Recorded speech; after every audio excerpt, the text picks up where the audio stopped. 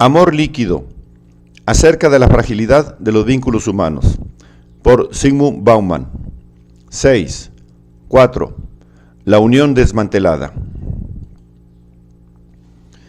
Un fantasma sobrevuela el planeta, el fantasma de la xenofobia. Las sospechas y animosidades tribales antiguas y modernas, que nunca se extinguieron por completo y han sido recientemente sacadas del congelador y puestas a recalentar, se han mezclado y combinado con la flamante sensación de inseguridad que se destila de la incertidumbre y desprotección de nuestra moderna existencia líquida.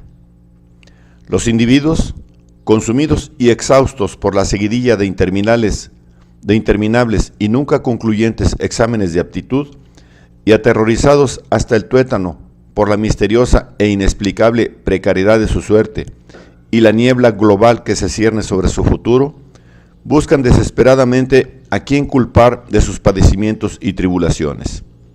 No es extraño entonces que los encuentren bajo la luz del farol más cercano, en el sitio exacto que tan diligentemente han iluminado para nosotros las fuerzas de la ley y el orden. Los causantes de la inseguridad son los criminales, y los causantes del crimen son los extraños. Por lo tanto, rodeando, encarcelando y deportando a los extraños, recuperaremos nuestra pérdida o robada seguridad.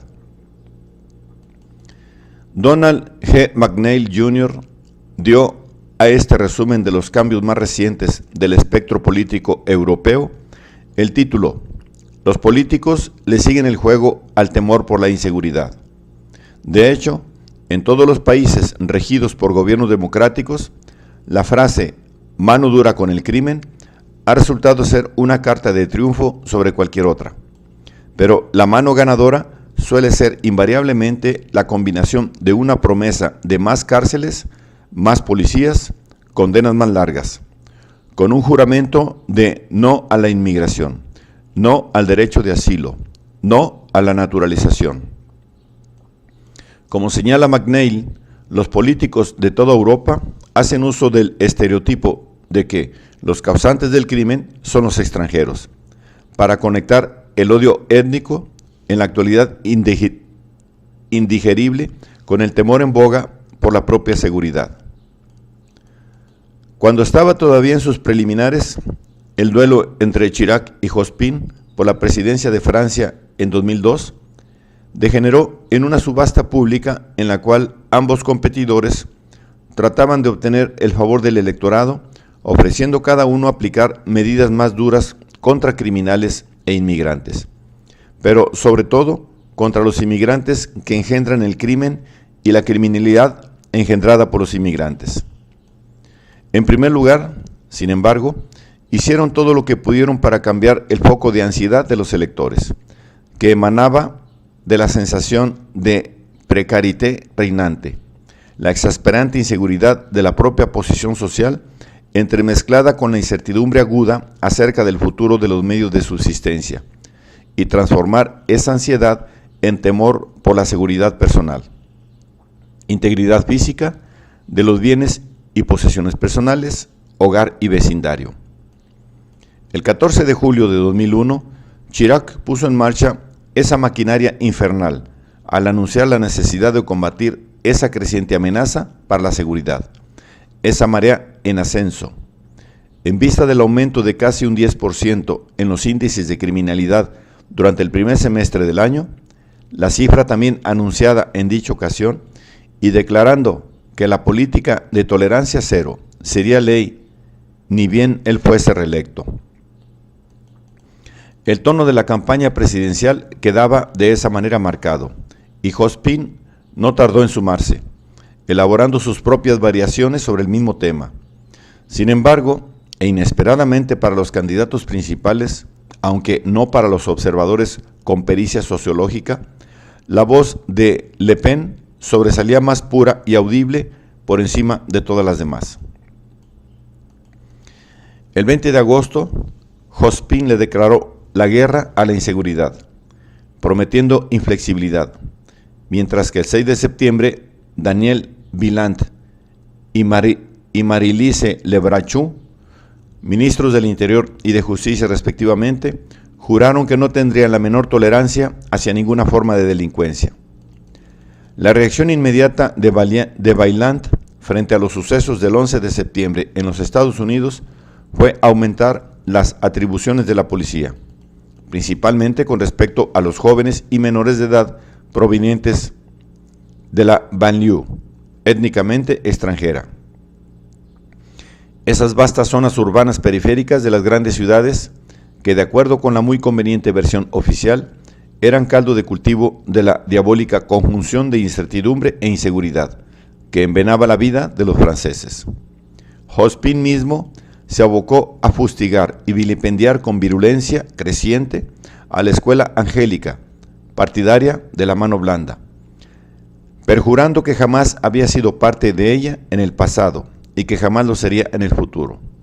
La subasta no se detenía y las apuestas seguían subiendo. Chirac prometió entonces crear un Ministerio de Seguridad Interior, a lo que Jospin respondió con el compromiso de un ministerio encargado de la seguridad pública y la coordinación de las operaciones policiales. Cuando Chirac esgrimió la idea de crear centros de confinamiento para delincuentes menores de edad, Jospin se hizo eco de esa promesa, ofreciendo su opción de instalaciones de encierro para delincuentes juveniles, superando a su rival al proponer que estos fueran condenados en el acto. Apenas 3 décadas atrás, Portugal era, junto con Turquía, el principal proveedor de los trabajadores huéspedes, a los que el burgués alemán miraba con temor ante la perspectiva de que pudieran arruinar el acogedor paisaje urbano y socavar el pacto social, base de su seguridad y su confort. En la actualidad, gracias a la abrupta y creciente prosperidad, Portugal ha pasado de ser un país exportador de mano de obra a ser un importador de trabajo. Los sinsabores y humillaciones sufridos cuando el pan debía ganarse en el extranjero han sido rápidamente olvidados. El 27% de los portugueses declara que su principal preocupación son los vecindarios infestados de crimen y extranjeros. Y el recién llegado político Paulo Portas, jugando la sola carta de la antiinmigración feroz, colaboró con la llegada al poder de la nueva coalición derechista, tal y como ocurriera con el Partido del Pueblo danés de Pia Kjærsgaard en Dinamarca, la Liga del Norte de Umberto Bossi en Italia y con el radicalmente antiinmigracionista Partido del Progreso en Noruega. Todos los países que no mucho tiempo atrás enviaban a sus hijos a tierras lejanas en busca del pan que sus paupérrimos hogares no podían darles. Las noticias como estas llegan fácilmente a los titulares de los periódicos. Por ejemplo, enérgicas medidas del Reino Unido contra el asilo, aparecido en The Guardian el 13 de junio de 2002, por no mencionar los grandes titulares de la prensa sensacionalista. Sin embargo, Europa Occidental permanece ajena y de hecho desconoce la esencia principal de esa fobia contra los inmigrantes, ya que nunca sale a la luz. Culpar a los inmigrantes, los extranjeros, los recién llegados, en especial los extranjeros recién llegados, del malestar social en todos sus aspectos y en primer lugar de la nauseabunda y paralizante sensación de inseguridad, se va transformando poco a poco en un hábito global. Como lo señala Heather Grave, directora de investigación del Centro para la Reforma Europea, los alemanes culpan a los polacos culpan a los ucranianos culpan a los kirguises y a los uzbecos, mientras que los países demasiado pobres para atraer a vecinos desesperados en busca de mejores condiciones de vida, como Rumanía, Bulgaria, Hungría y Eslovaquia, dirigen su cólera contra los sospechosos de siempre y los culpables de emergencia, los gitanos, que son nativos pero errantes, que se rehúsan a tener un domicilio fijo y por lo tanto son siempre y en todas partes recién llegados y extranjeros. Hay que reconocer que en lo que se refiere a tendencias globales, Los Estados Unidos llevan siempre la delantera indisputable y la mayoría de las veces también la iniciativa. Pero sumarse a la paliza global contra los inmigrantes representa para ellos un problema bastante difícil de resolver. Los Estados Unidos se han jactado siempre de ser un país de inmigrantes. La inmigración es una constante de la historia estadounidense y ha sido su noble pasatiempo, su misión, la heroica proeza de los más osados, de los más valientes y de los más aventurados. Por lo tanto, denigrar a los inmigrantes y alentar suspicacias sobre su noble vocación va en contra del germen mismo de la identidad nacional y representa quizás un golpe mortal al sueño americano, su indiscutible cimiento y piedra fundacional. Pero se esfuerzan, ensayo y error de por medio, por lograr la cuadratura del círculo.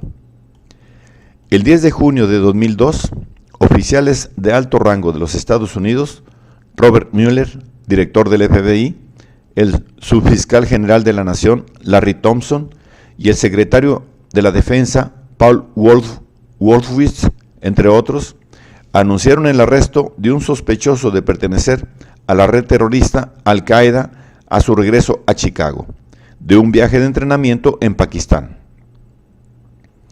Como lo señalaba la versión oficial sobre el asunto, un ciudadano estadounidense, nacido y criado en los Estados Unidos, de nombre José Padilla, nombre que sugiere raíces hispánicas, y por lo tanto lo vincula con los últimos y más precariamente establecidos de la larga lista de filiaciones étnicas y migratorias de ese país.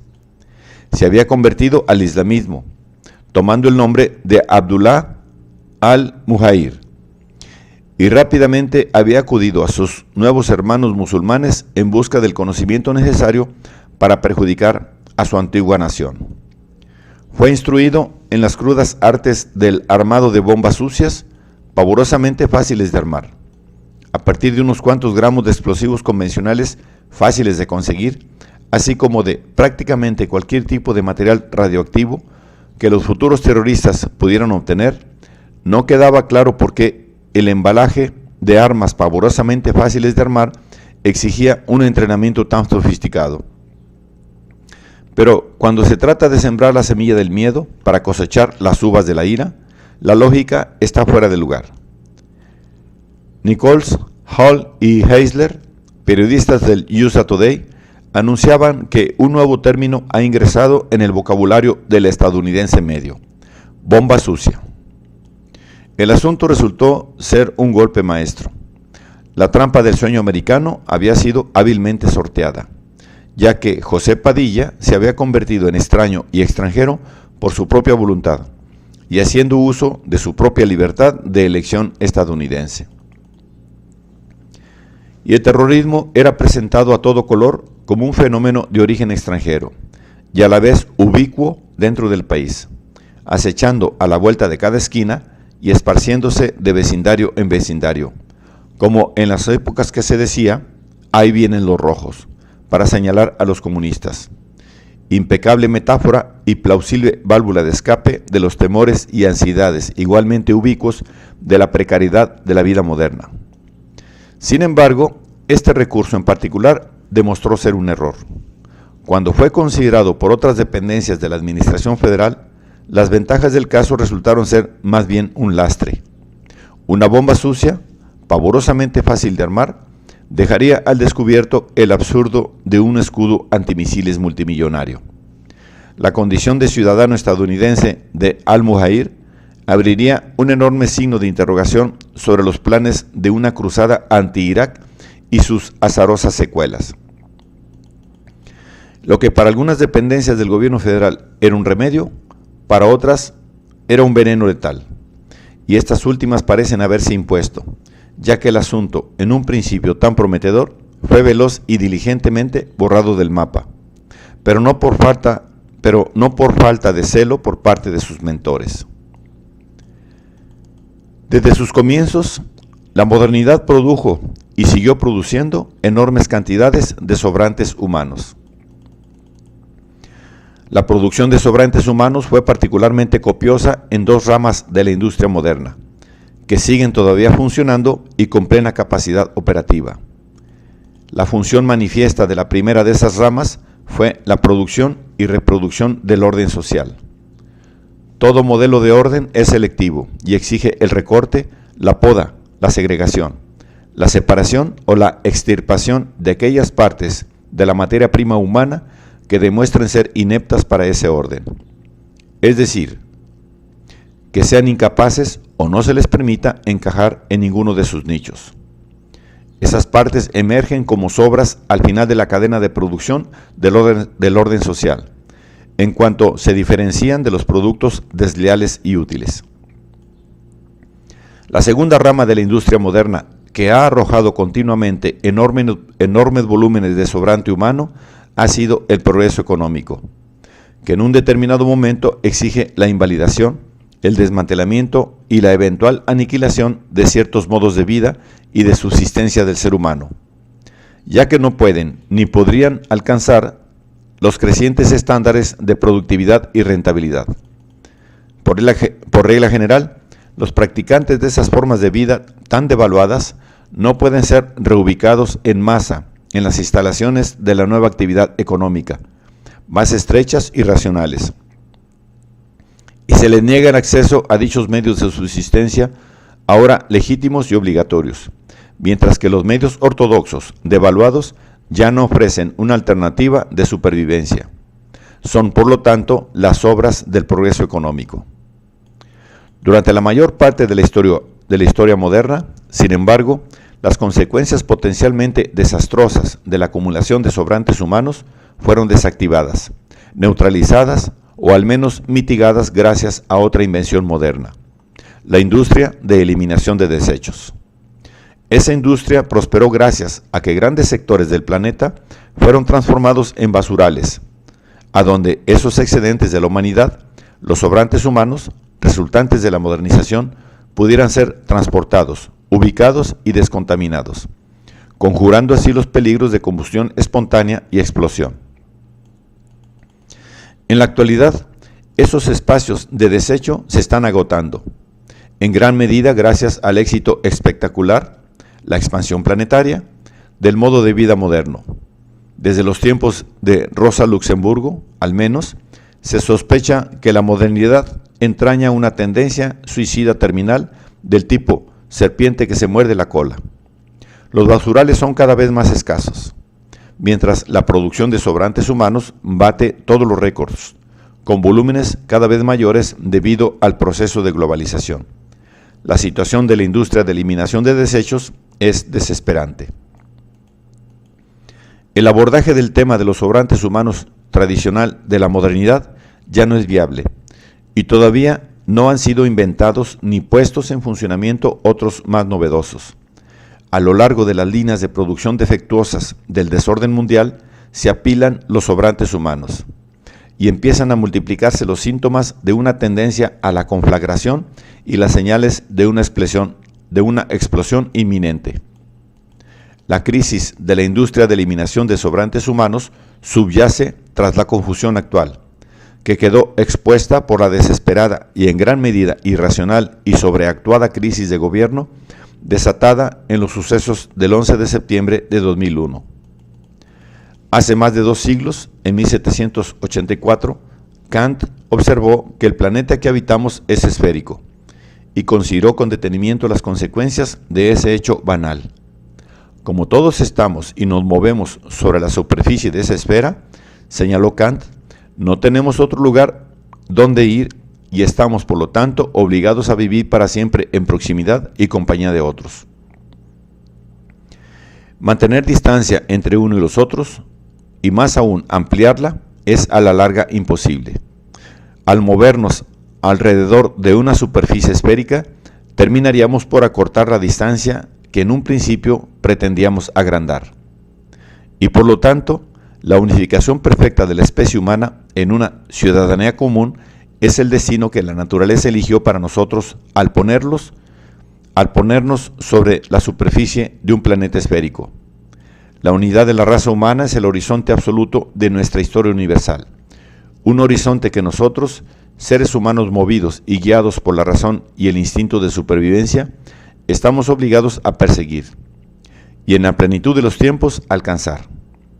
Tarde o temprano, advierte Kant, no habrá ni un rincón del espacio libre para aquellos de nosotros que se encuentren con que los lugares ya ocupados están demasiado colmados para brindar confort, son demasiado hostiles, incómodos o por alguna otra razón poco acogedores para buscar en ellos refugio y abrigo.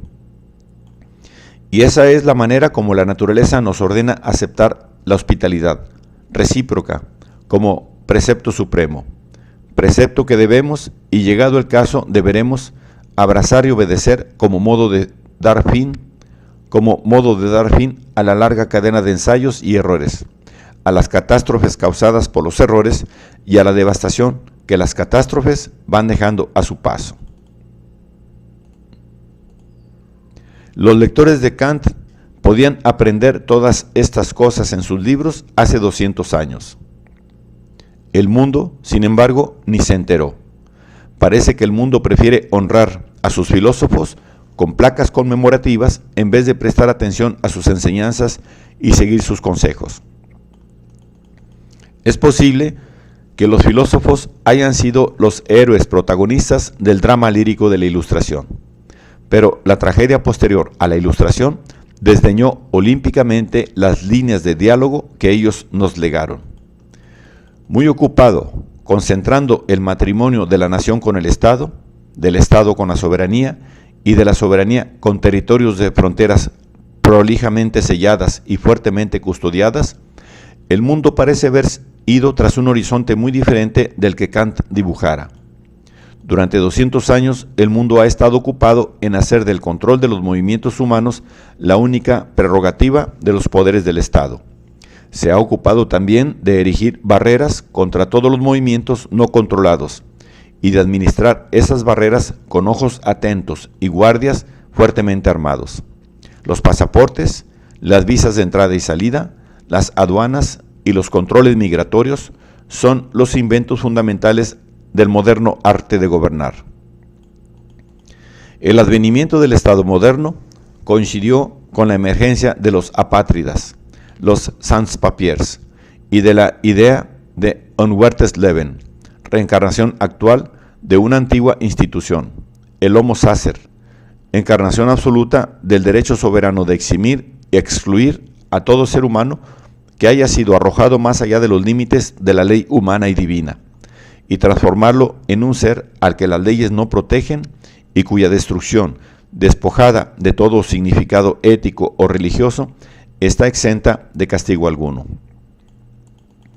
La sanción definitiva del poder soberano moderno resultó ser el derecho a eximirlos de la humanidad.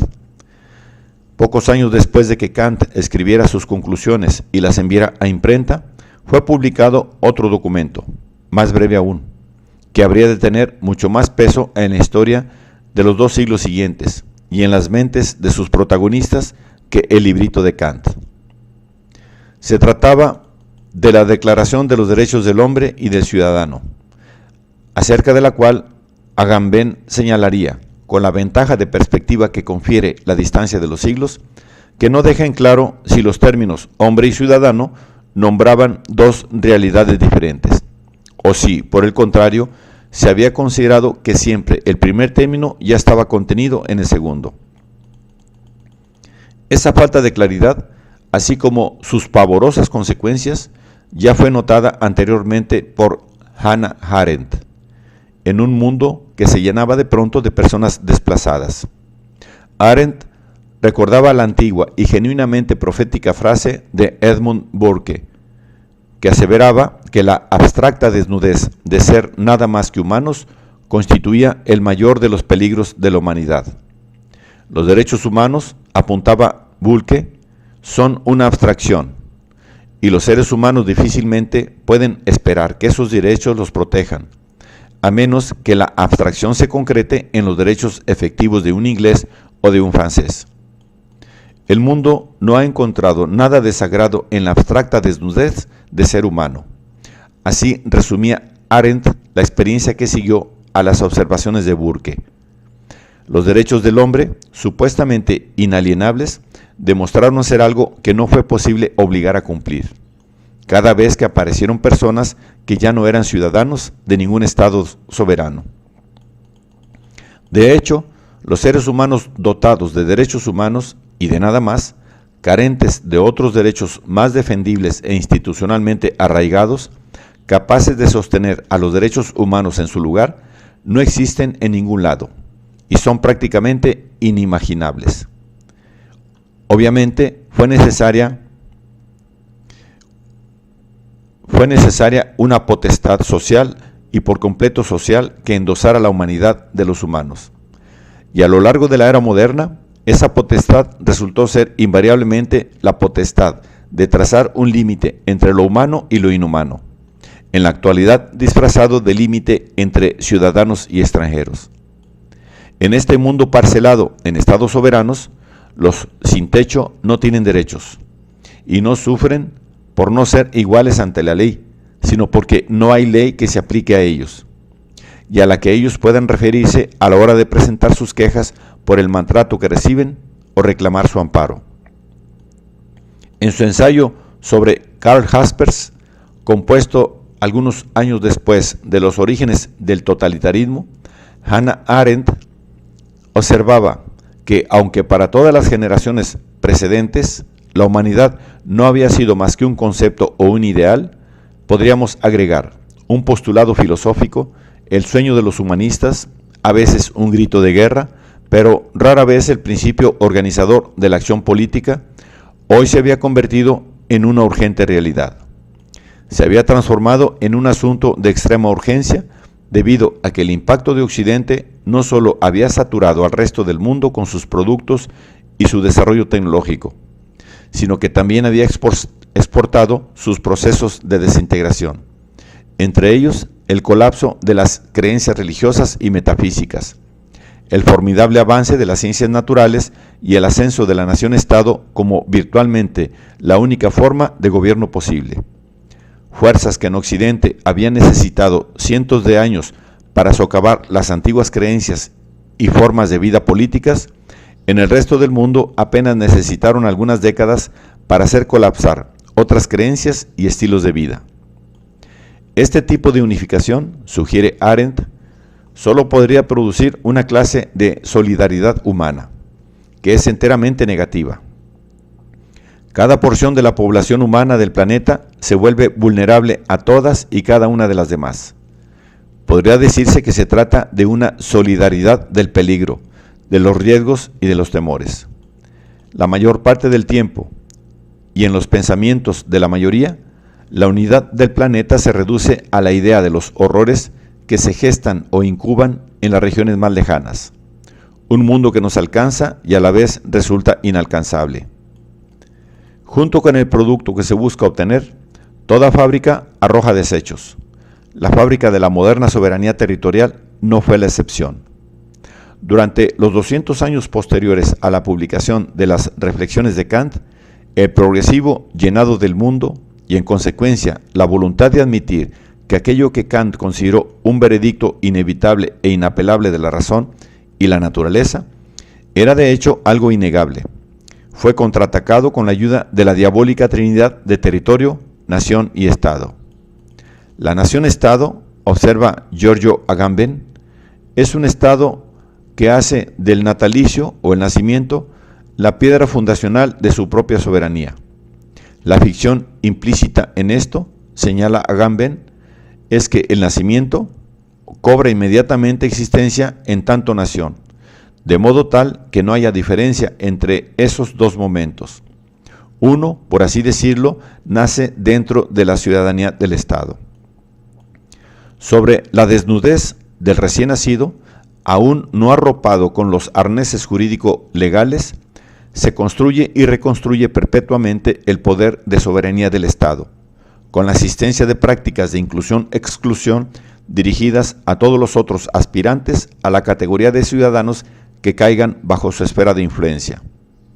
Podemos conjeturar que la reducción del bios al zoe, que es para Agamben la esencia misma de la soberanía moderna, o también podríamos decir la reducción del Leib, el cuerpo viviente actante, al corper, un cuerpo sobre el que se puede accionar pero no puede actuar, es la conclusión necesaria de haber hecho del nacimiento la única condición natural de acceso a una nacionalidad, sin necesidad de responder preguntas o pasar exámenes. Todos los demás aspirantes que puedan golpear a las puertas del Estado soberano para ser admitidos suelen ser sometidos primero a un ritual de desinvestidura, como sugiere Víctor Turner, y según el modelo de 3 pasos de los ritos de pasaje de Van Gennep, antes de que los recién llegados que aspiran a un lugar social tengan acceso, en caso de dárselos, a ese nuevo guardarropas donde están guardados los atavíos apropiados y necesarios para ese lugar, deben ser desvestidos, no solo metafórica, sino literalmente, de todos los aparejos de su anterior condición. Deben estar durante un tiempo en estado de desnudez social y permanecer en cuarentena en un no lugar, entre y en el medio, en el que no hay disponibles ni están permitidas las prendas con un significado social definido o aprobado. Un purgatorio intermedio en ninguna parte, que separa las parcelas en un mundo fraccionado y concebido como sumatoria de lotes espacialmente separados. Separa a su vez a los recién llegados de su nuevo espacio de pertenencia. De ser concedida, la inclusión debe estar precedida de una exclusión radical. Según Turner, el mensaje contenido en esa parada obligada, en un campamento prolijamente despejado de todo instrumento capaz de elevar a los acampantes al nivel de Zoe o Corper, al de Bios o Leib, la implicación social de reducirlos a cierta especie de primo materia humana, despojada de forma específica, una condición que, si bien sigue siendo social, carece o está por debajo de toda forma de estatus aceptada, es que no existe un camino directo entre un estatus social aprobado y otro. Antes de poder pasar de uno a otro, debemos sumergirnos y disolvernos en una comunitas sin estructura, rudimentariamente estructurada y relativamente indiferenciada. Hannah Arendt situó el fenómeno luego explorado por Turner en el reino, operado por el poder de la expulsión, el exilio, la exclusión y la exención. El gran privilegio de los parias, afirmaba ella, es la humanidad bajo la forma de la fraternidad. Esos parias que en los debates de opinión del siglo XVIII eran llamados genéricamente les malheureux y en el siglo XIX fueron rebautizados como los miserables, y en la actualidad y desde mediados del siglo pasado se amontonan bajo la denominación de los refugiados, pero que en todas las épocas han sido privados de un lugar en el mapa mental de un mundo diseñado por esas personas que acuñan y reparten nombres para ellos. Comprimidos, arrinconados y aplastados por una multitud de rechazos, los perseguidos se han apretado tanto entre ellos que el interespacio que llamamos mundo y que obviamente existía entre ellos antes de la persecución, manteniéndolos a distancia unos de otros, simplemente ha desaparecido. A todos los efectos prácticos, la categoría de los parias excluidos estaba fuera del mundo, de ese mundo de categorías y sutiles distinciones que habían parido los que ostentaban el poder, bautizándolo con el nombre de sociedad. El único mundo que supuestamente los humanos debían habitar y el único capaz de transformar a un residente en un ciudadano con derechos. Eran uniformes, en cuanto carecían de los atributos que un hablante vernáculo era capaz de percibir, captar, nombrar y comprender. O al menos uniformes era lo que parecían ser, debido a la pobreza vernácula y a la homogeneización que producía la expropiación de derechos realizada desde el poder.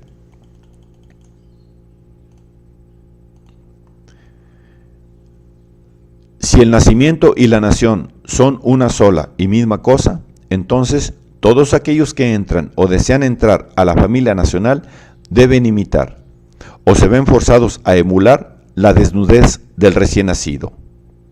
El Estado, guardián y carcelero, vocero y censor en jefe de la nación, se ocupará de que esta condición se cumpla. Como asegura Cary Smith, lúcido y desprejuiciado anatomista del Estado moderno, quien determina un valor siempre fija eo ipso, un no valor. El sentido de la determinación de ese no valor es la aniquilación del mismo. La determinación de un valor traza el límite entre lo normal, lo ordinario, lo normativo. El no valor es una excepción que marca esa frontera.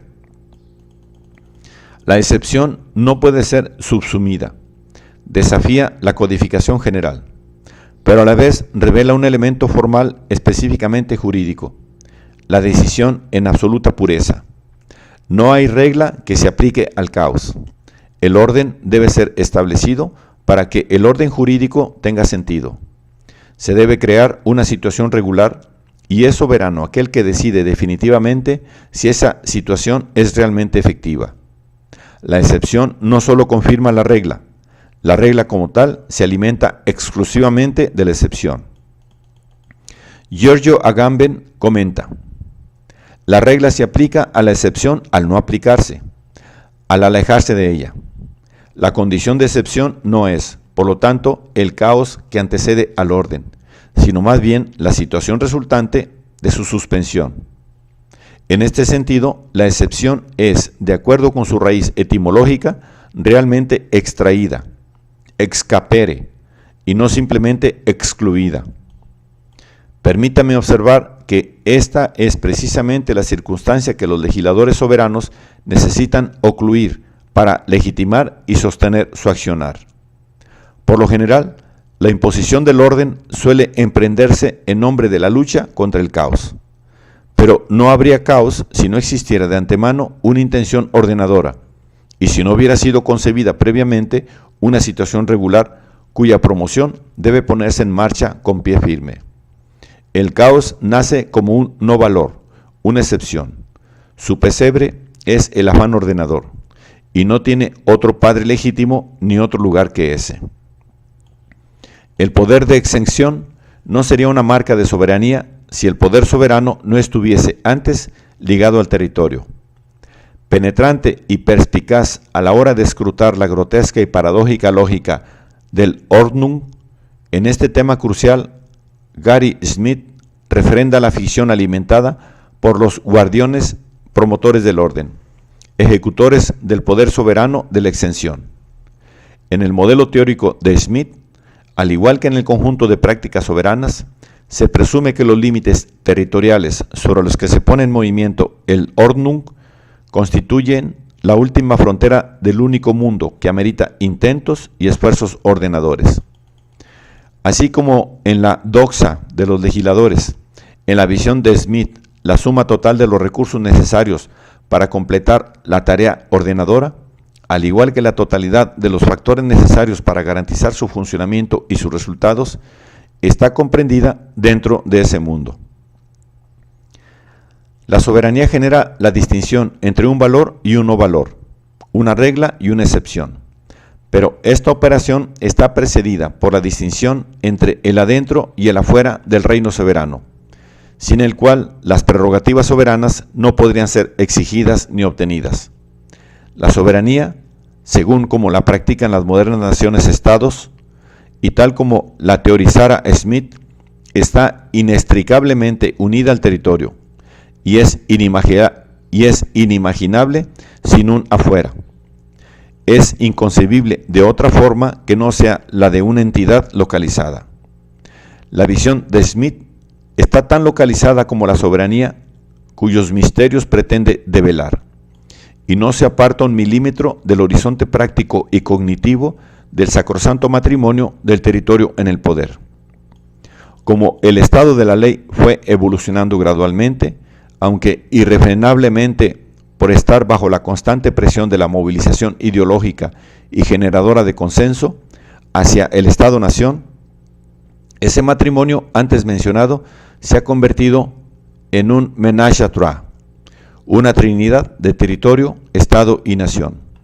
Uno podría argumentar que el advenimiento de esa trinidad fue un accidente histórico ocurrido en una parte relativamente pequeña del planeta.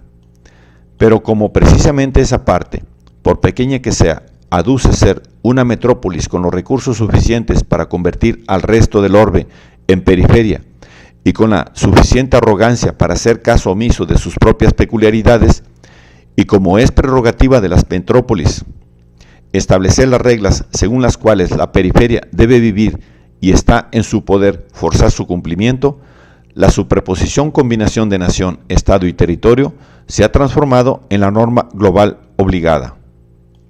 Si alguno de los miembros de esa trinidad se presentaba alienado o carecía del apoyo de los otros dos, se convertía en una anomalía, una monstruosidad condenada a cirugía mayor o incluso a recibir un tiro de gracia en el caso de que se la creyera más allá de toda redención posible. El territorio sin nación-estado era tierra de nadie. La nación sin estado era una aberración que debía elegir entre la desaparición voluntaria y la ejecución. Y un estado sin nación o con más de una nación se convertía en un residuo de tiempos pasados o en un mutante que enfrentaba la opción de modernizarse o perecer. Detrás de esta nueva normalidad se alzaba el principio de la territorialidad, que daba sentido a todo poder con ambiciones soberanas y que pretendiera tener alguna chance de colmarlas o conquistarlas. Toda puja en pos de la pureza deja sedimentos. Toda puja en pos del orden engendra monstruos. Los monstruos sedentarios de la época de la promoción de la Trinidad, territorio, nación, Estado, fueron las naciones sin Estado, los estados de más de una nación y los territorios sin nación-Estado.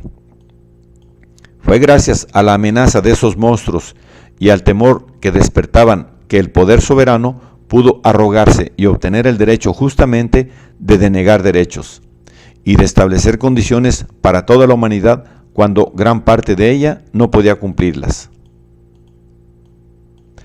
Como la soberanía es el poder que define los límites de la humanidad, aquellos seres humanos que han caído o han sido arrojados fuera de esos límites tienen una vida indigna de ser vivida.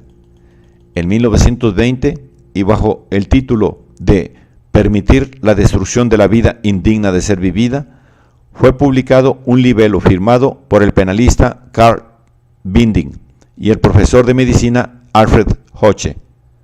Se adjudica comúnmente a dicho texto la introducción del concepto de vida indigna de ser vivida, que además sugiere que en las sociedades humanas conocidas, la vida de este tipo ha sido excesiva e injustamente protegida, a expensas de formas de vida hechas y derechas que deberían merecer toda la atención y el cuidado amoroso debidos a la humanidad.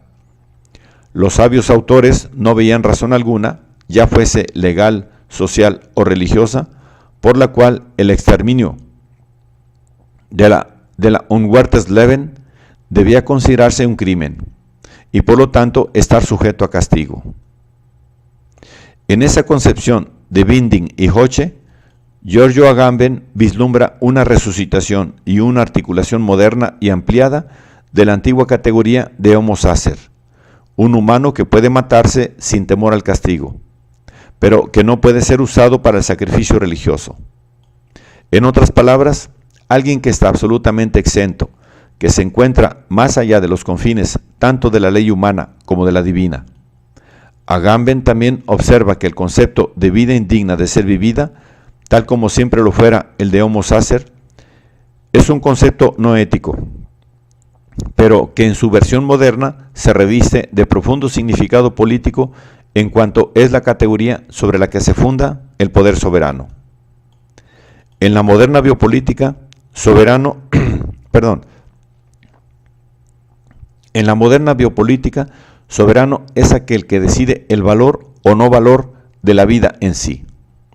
La vida, que con la Declaración de los Derechos del Hombre había sido investida con el principio de soberanía, se convierte ahora en terreno de una decisión soberana. De hecho, resulta ser así. Permíteme notar Sin embargo, que esto es así solamente y en la medida en que la Trinidad, territorio, Estado, nación, ha sido elevada al rango de principio universal de la cohabitación humana, impuesto y determinado a ser impuesto hasta en el último rincón del planeta, incluso en las regiones que durante siglos no han logrado alcanzar las condiciones más elementales de dicha Trinidad, a saber, la homogeneidad poblacional y o el asentamiento permanente que conduce al arraigo. Es a causa de esa universalidad artificial, arbitraria y forzada del principio de la Trinidad, que, como señala Hannah Arendt, quien es expulsado de alguna de estas comunidades rigurosamente organizadas, encuentra que ha sido expulsado de la familia de las naciones en su conjunto. Y por lo tanto, como la especie humana se transforma en sinónimo de familia de las naciones, expulsado del reino humano hacia la tierra en ninguna parte del homini sacri.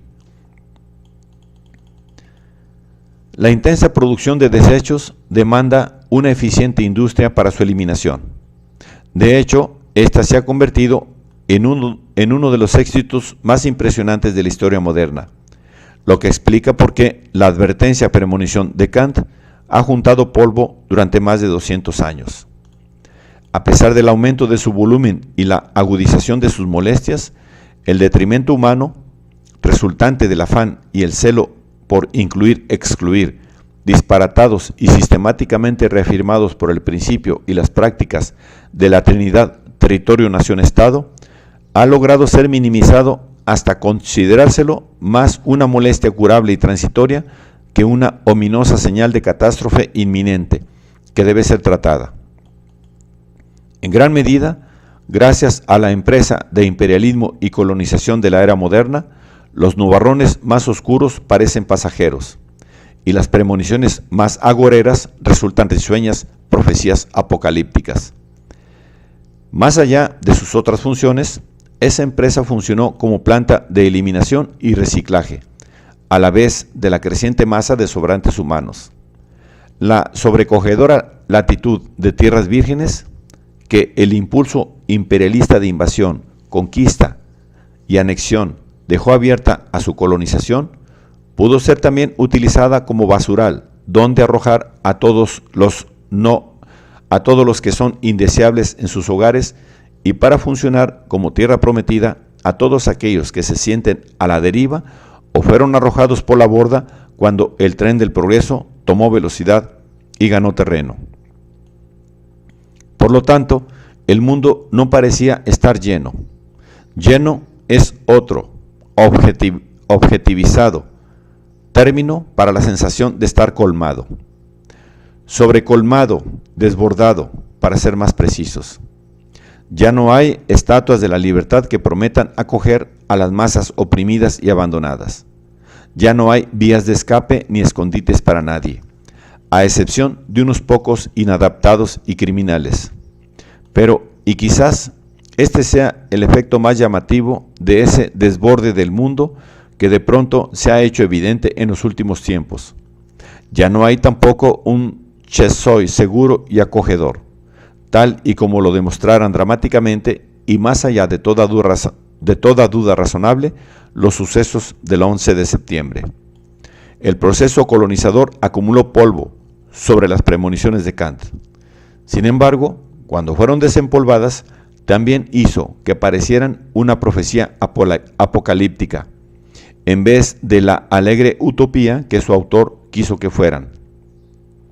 La visión de Kant nos parece hoy apocalíptica porque, debido a la engañosa abundancia de tierra de nadie, nada debía hacerse y por lo tanto, en el transcurso de esos 200 años, no se hizo nada por preparar a la humanidad para el definitivo desborde del mundo.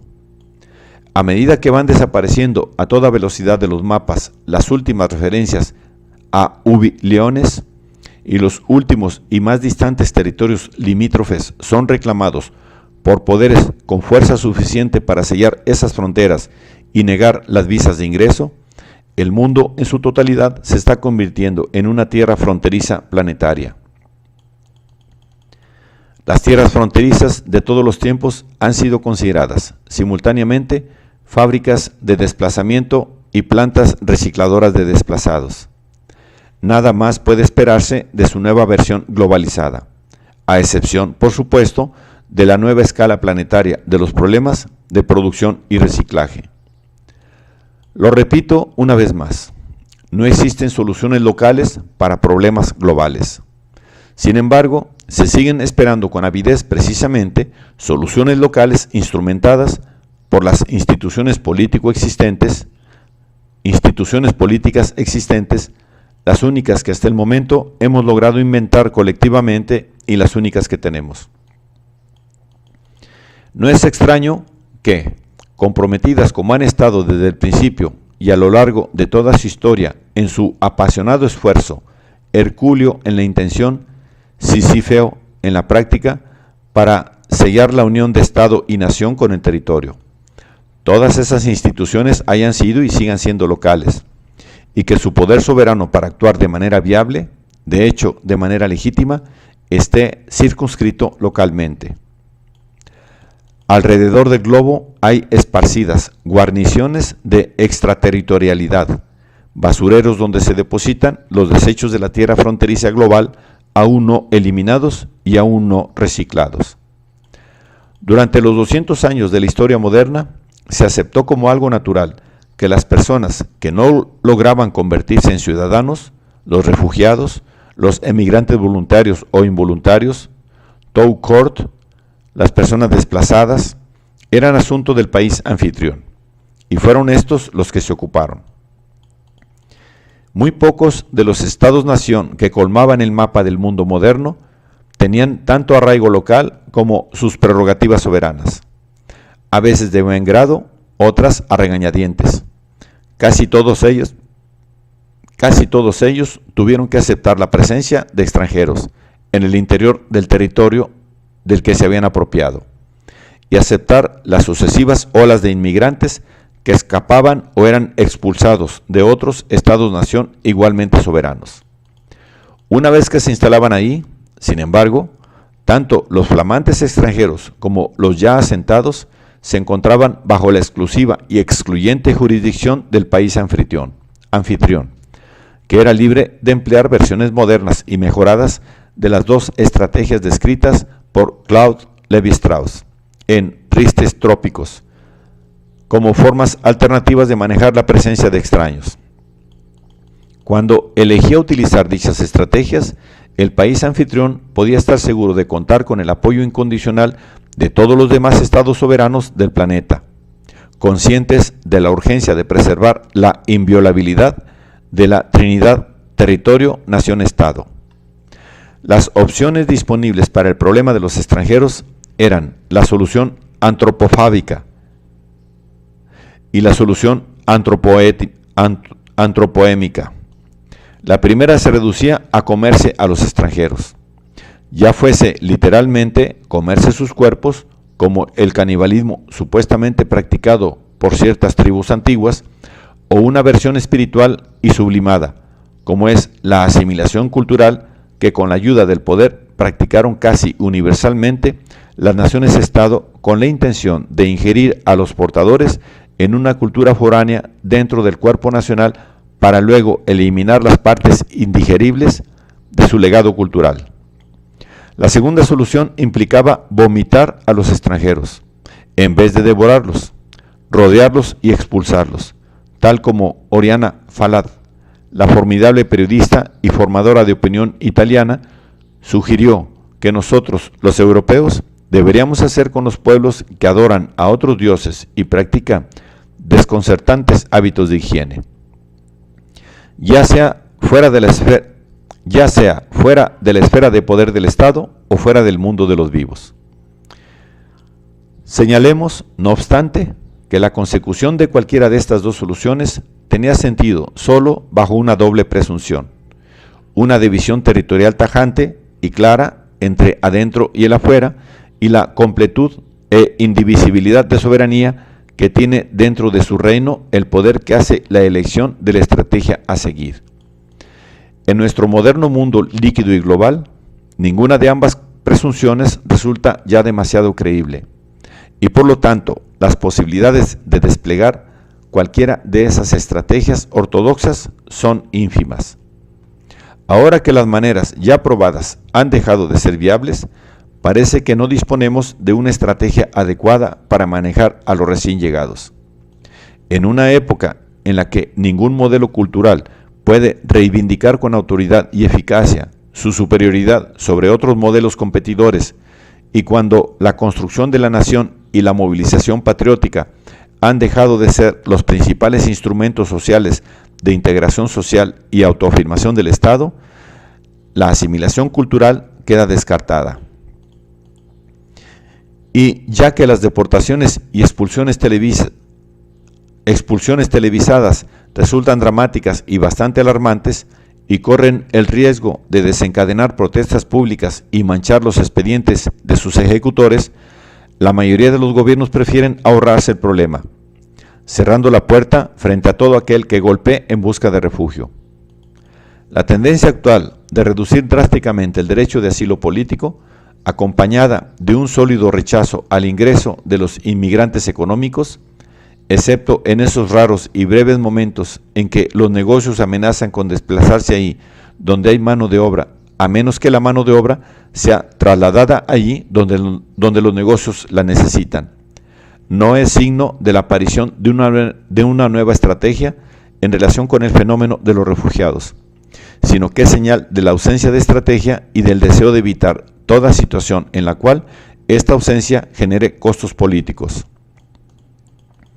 A la luz de esas circunstancias, el golpe terrorista del 11 de septiembre fue sumamente provechoso para la clase política.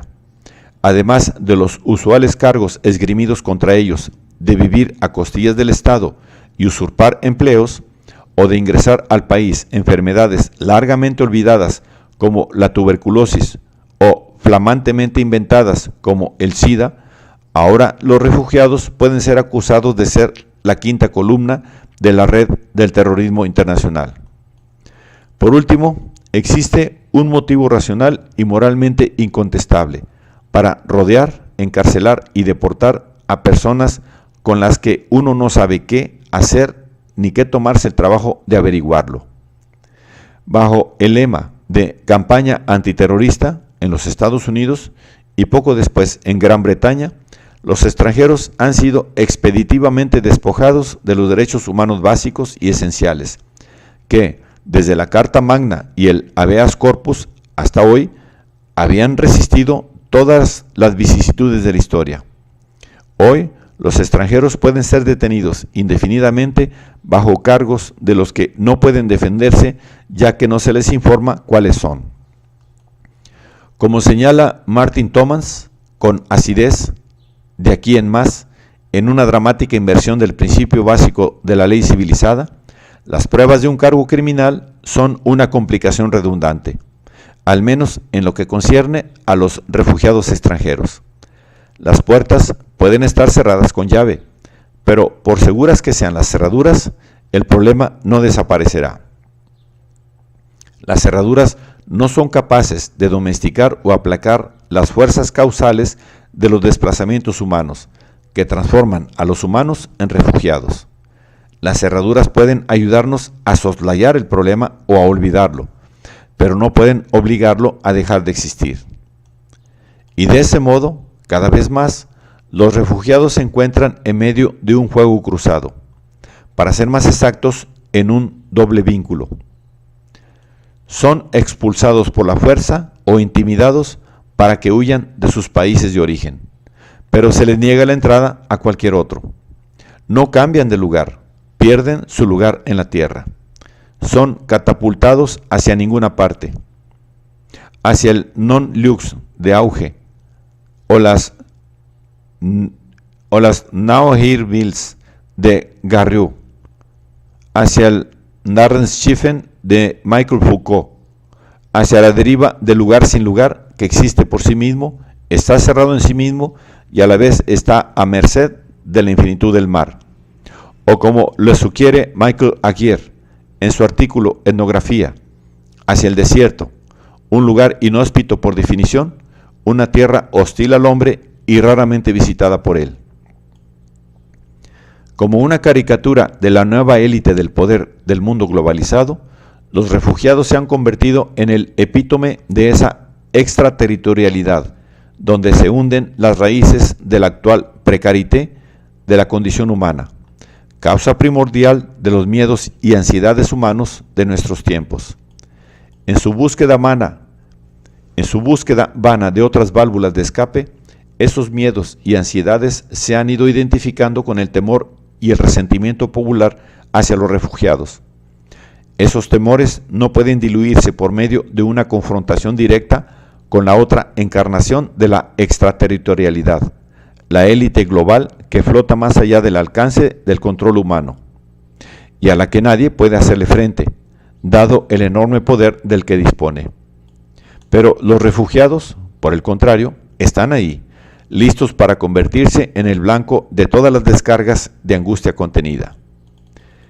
De acuerdo con la Oficina del Alto Comisionado para los Refugiados de las Naciones Unidas, existen entre 13 y 18 millones de víctimas de desplazamientos forzados, luchando por sobrevivir más allá de las fronteras de sus países de origen, sin contar los millones de refugiados internos en países como Burundi y Sri Lanka, Colombia y Angola, Sudán y Afganistán, condenados a errar por las eternas guerras tribales. De ellos, más de 6 millones están en Asia, entre 7 y 8 millones en África, y hay 3 millones de refugiados palestinos en Medio Oriente.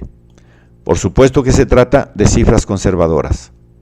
No todos los refugiados han sido reconocidos o aceptados como tales. Se trata tan solo del número de personas desplazadas que han tenido la suerte de entrar en los registros de las Naciones Unidas y estar bajo su tutela.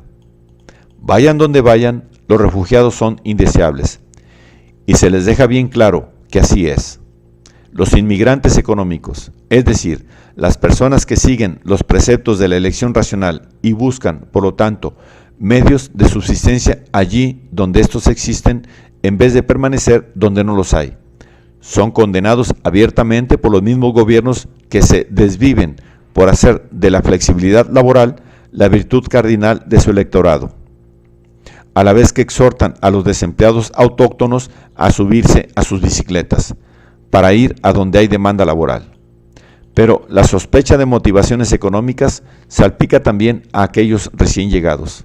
Hasta hace no mucho eran considerados perseguidos, que al buscar protección contra la discriminación y el hostigamiento, solo estaban ejerciendo sus derechos humanos elementales. A fuerza de asociación repetitiva, el término buscador de asilo ha adquirido un regusto peyorativo. Gran parte del tiempo y la capacidad mental de los hombres de Estado de la Unión Europea están destinados a diseñar mecanismos cada vez más sofisticados para sellar y fortificar las fronteras y los procedimientos más convenientes para deshacerse de los llegados en busca de pan y refugio que a pesar de todo se las han arreglado para franquearlos. Para no quedar rezagados, el secretario de Vivienda británico David Blunkett ha propuesto extorsionar a los países de origen, amenazando con recortarles la ayuda financiera si no aceptan el regreso de quienes no califican para el asilo. Pero esta no fue su única idea novedosa. Blunkett desea forzar el ritmo del cambio, lamentando que, debido a la falta de decisiones enérgicas por parte de otros líderes europeos, hasta el momento se haya avanzado con demasiada lentitud. Aspira a la creación de una fuerza de operaciones conjuntas de acción rápida en toda Europa y de un grupo de tareas de expertos nacionales para hacer una evaluación de los riesgos comunes, identificando los puntos débiles de las fronteras externas de la Unión Europea, abocándose al tema de la inmigración ilegal marítima e interceptar el tráfico humano, el nuevo término que vino a reemplazar al otrora noble concepto de pasaje. Gracias a la activa cooperación de los gobiernos y otras figuras públicas que consideran que fomentar y secundar los prejuicios populares son los únicos sustitutos disponibles para enfrentar las verdaderas fuentes de incertidumbre existencial que acosa a sus electores, los buscadores de asilo, como los que reúnen sus fuerzas en algunos de los innumerables Sandgates de Europa, preparándose para invadir las islas británicas, o aquellos dispuestos a instalarse, a menos que se lo impidan, en campamentos improvisados a escasas millas de los hogares de los votantes.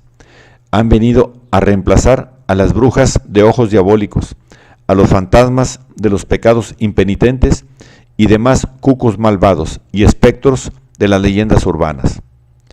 El nuevo folclore urbano de veloz crecimiento, que tiene como protagonistas a las víctimas de este elenco planetario en el papel de los villanos principales, reúne y recicla todas las tradiciones de relatos de horror que en el pasado tuvieron tanto éxito debido a la inseguridad de la vida en las ciudades, tal y como sucede hoy en día. A esos inmigrantes que, a pesar de las más ingeniosas estratagemas, no pueden ser deportados de manera expedita, el gobierno propone confinarlos en campos construidos en las regiones más remotas y aisladas del país, medida que convierte la creencia de que los inmigrantes no quieren o no pueden ser asimilados a la vida económica de la nación en una profecía autocumplida. Y de esa manera, como observa Gary Young, erigir bantustans en los alrededores de la campiña británica, acorralando a los refugiados de manera de dejarlos aislados y vulnerables. Como señala Junge, es más probable que los buscadores de asilo sean víctimas del crimen y no sus perpetradores. El 83.2% de los refugiados de África consignados en los registros de las Naciones Unidas y el 95.9% de los de Asia están alojados en campos. Hasta el momento, solo el 14.3% de los refugiados en Europa han sido encerrados en campos. Pero no parece haber signos de que la diferencia a favor de Europa vaya a sostenerse mucho tiempo. Los campos de refugiados o los buscadores de asilo son artificios de instalaciones temporarias a las que se vuelve permanentes mediante el bloqueo de sus salidas. Los reclusos de los campos de refugiados o de buscadores de asilo no pueden volver al lugar del que vinieron, ya que sus países de origen no los quieren. Sus medios de subsistencia han sido diezmados y sus hogares arrasados, vaciados o saqueados. Pero tampoco pueden seguir adelante. Ningún gobierno dará la bienvenida a un flujo multitudinario de personas sin techo y cualquier gobierno hará lo imposible por evitar que estos se instalen. En cuanto a su nueva ubicación permanentemente temporaria, los refugiados están allí, pero no son de allí. No pertenecen verdaderamente al país donde han instalado sus baños portátiles y sus viviendas. Están separados del resto del país anfitrión por un velo de sospecha y resentimiento, invisible y denso e impenetrable a la vez. Están suspendidos en un vacío espacial en el que el tiempo se ha detenido. Ni se han establecido ni están en movimiento, ni son sedentarios ni son nómadas. Para utilizar los términos en los que solemos referirnos a las identidades humanas, son inefables. Son la encarnación misma de los indecisos de Jacques Derrida. Entre gente como nosotros, que nos congratulamos mutuamente y a nosotros mismos por nuestra capacidad de reflexión y autorreflexión, no solo son intocables, sino impensables. En un mundo que desborda de comunidades imaginarias, ellos son los inimaginables. Y al negarles su derecho a ser imaginados, los otros, reunidos en comunidades genuinas o que aspiran a serlo, buscan credibilidad a través de sus propias tareas imaginativas.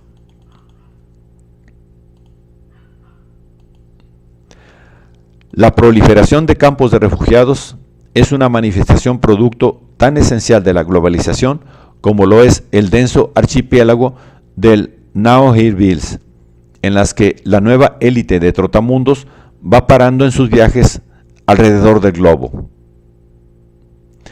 El atributo común a los refugiados y los trotamundos es la extraterritorialidad. No pertenecen verdaderamente a ningún lugar. Están en, sin ser de, el espacio que ocupan físicamente. Los trotamundos es una sucesión de momentos fugaces. Los refugiados en una serie de momentos que se extienden infinitamente.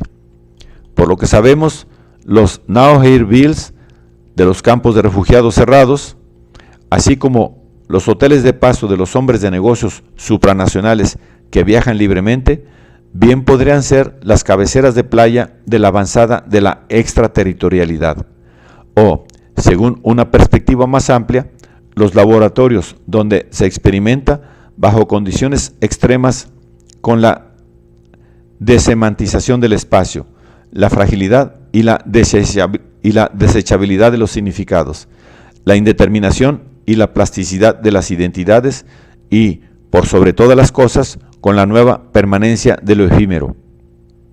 Todas ellas tendencias constitutivas de la fase líquida de la modernidad, testeadas allí del mismo modo como fueron testeados los límites de la maleabilidad y sumisión humanas, y los mecanismos para llegar a esos límites en los campos de concentración de la etapa sólida de la historia moderna. Al igual que el resto de los Nauheim-Bills, los campos de refugiados se caracterizan por su carácter efímero constitutivo, preprogramado y deliberado. Dichas instalaciones son concebidas y planeadas como agujeros en el tiempo y en el espacio, suspensiones momentáneas de la secuencia temporal de la construcción de la identidad y la adscripción territorial. Pero las caras que ambas variantes de las Nauheim-Bills muestran a sus respectivos usuarios reclusos difieren tremendamente. Son las dos clases de sedimento de la extraterritorialidad, por así decirlo, pero en los extremos opuestos del proceso de globalización. La primera de esas caras nos muestra lo efímero en cuanto a posibilidad sujeta a una elección voluntaria. La segunda la transforma en permanente, un destino irrevocable e ineluctable. Se trata de una diferencia similar a la que separa a las dos máscaras de la permanencia estable.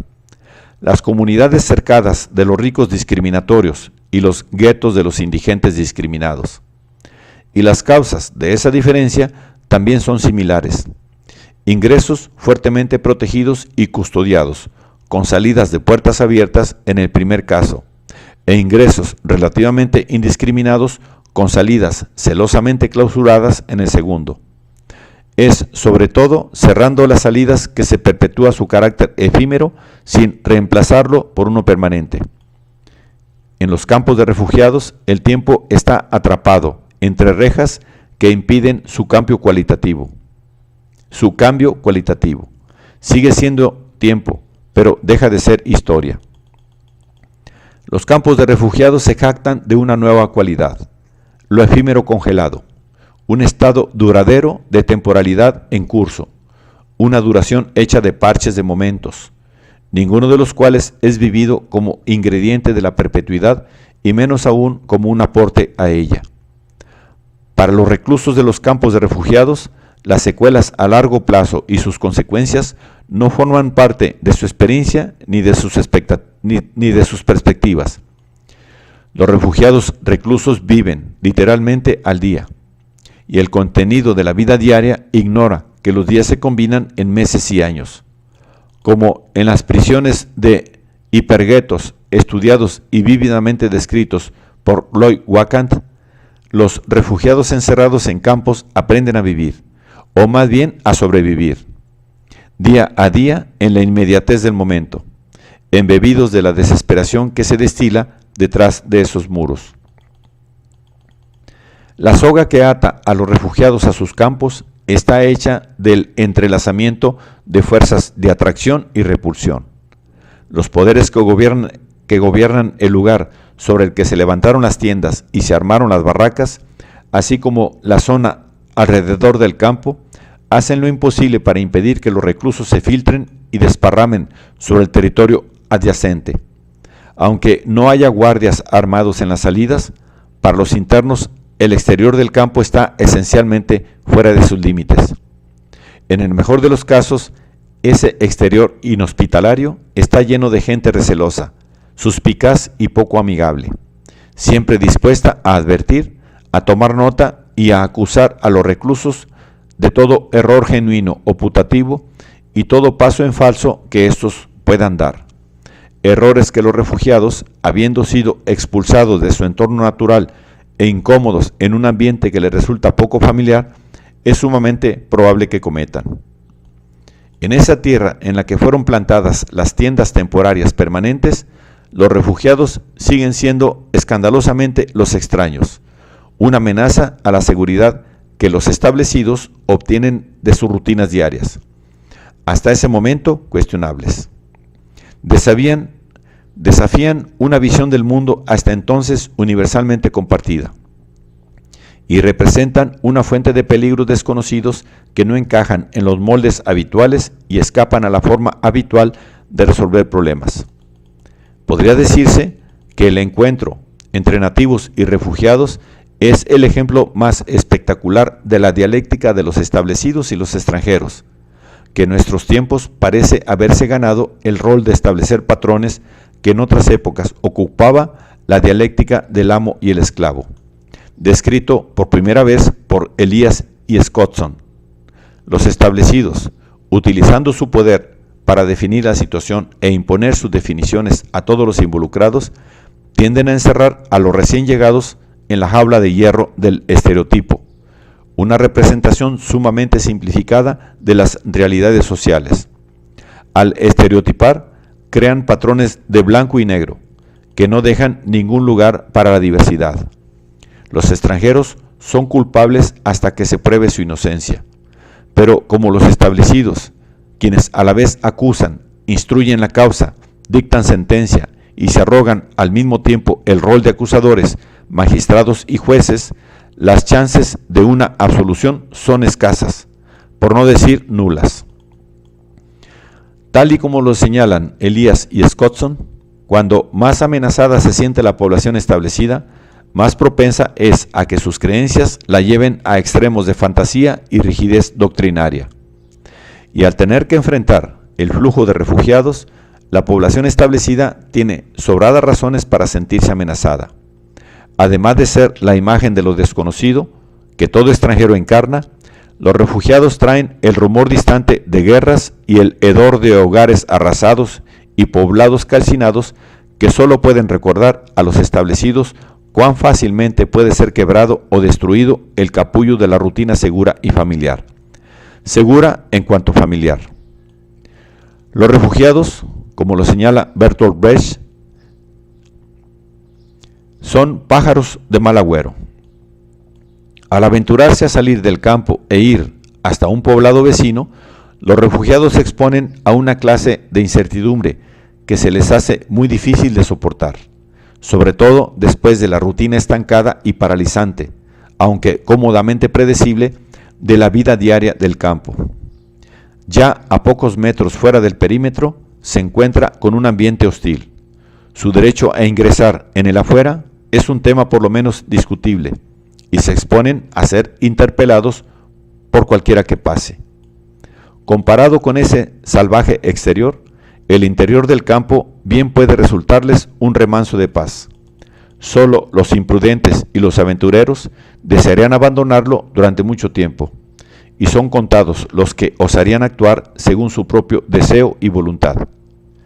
Si utilizamos los conceptos que se derivan del análisis de Lloyd Wacand, podemos decir que los campos de refugiados mezclan, combinan y cristalizan las características distintivas tanto del gueto comunitario de la ahora Fort Keynes como de hipergueto de nuestra época post-fordista y post-keynesiana.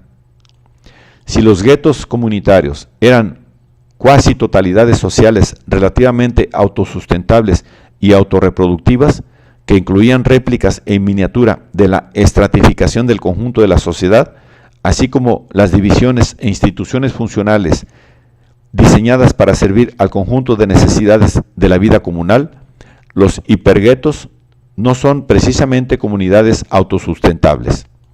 Son agrupamientos humanos truncos, artificiales y ostensiblemente incompletos.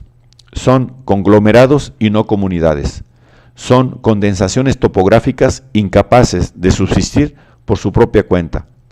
Cuando las élites logran salir del gueto, dejan de alimentar la red de emprendimientos económicos que hasta entonces sostenían, aunque fuese precariamente, la supervivencia de la población del gueto, y hacen su ingreso las agencias de cuidado y control, por regla general ambas funciones van de la mano, manejadas por el Estado.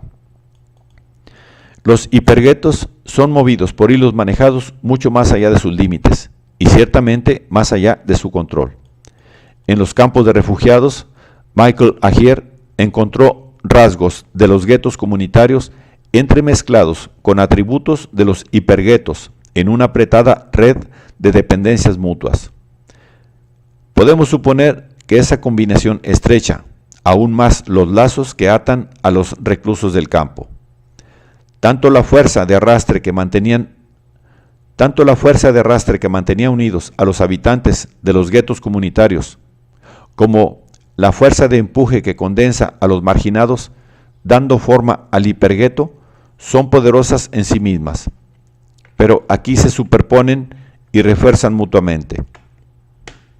Todo esto, en conjunción con la furiosa y enconada hostilidad del ambiente exterior, genera una aplastante fuerza centrípeta difícil de resistir y frente a la cual los métodos de reclusión y aislamiento desarrollados por los administradores y supervisores de Auschwitz y Gulag resultan totalmente innecesarios. Los campos de refugiados se asemejan más que cualquier otro micromundo social artificial al tipo ideal de institución total de Erving Goffman. Ofrecen, por acción u omisión, una vida total, sin escape, que veda de hecho el acceso a cualquier otra forma de vida. Tras haber abandonado su entorno familiar, o tras haber sido expulsados de él, los refugiados tienden a ser despojados de las identidades que aquel entorno definía, sostenía y reproducía. Son zombies sociales. Sus antiguas identidades sobreviven apenas como fantasmas que merodean de noche, ya que resultan invisibles a la luz diurna de los campos. Incluso los rasgos más positivos, prestigiosos o envidiados de sus antiguas identidades se convierten en desventajas, ya que entorpecen la búsqueda de una identidad nueva que se ajuste mejor a su nuevo entorno y les impiden asumir su nueva situación y reconocer que ésta es permanente.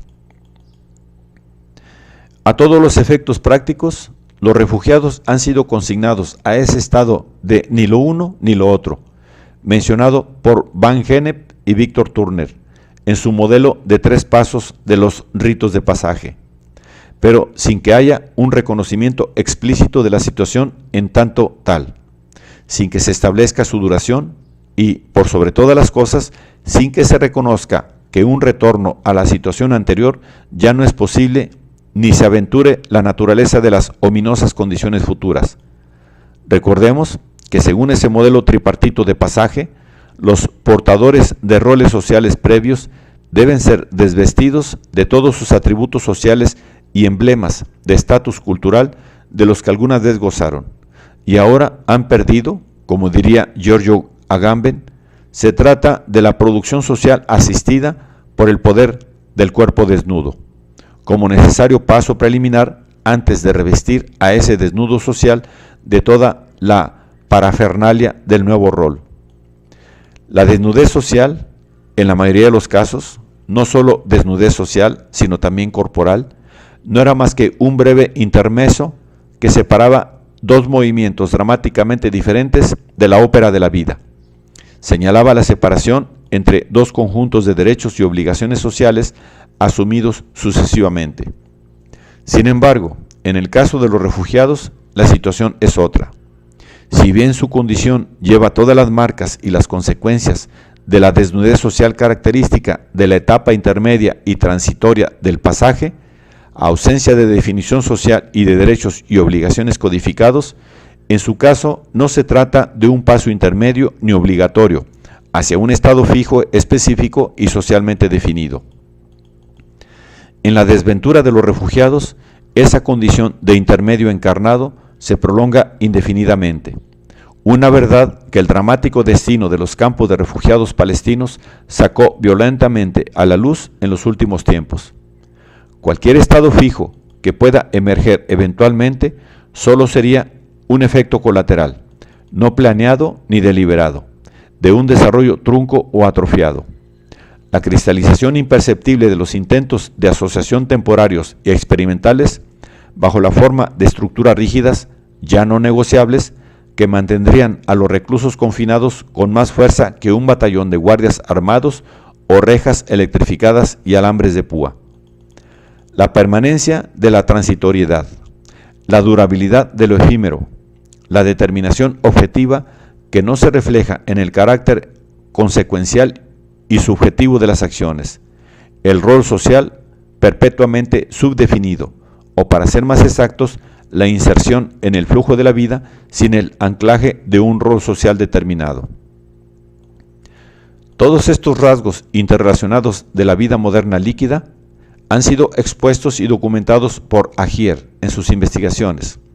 Son rasgos que aparecen en la extraterritorialidad territorialmente fija de los campos de refugiados con mayor claridad y de forma más extrema y densa que ningún otro segmento de la sociedad contemporánea.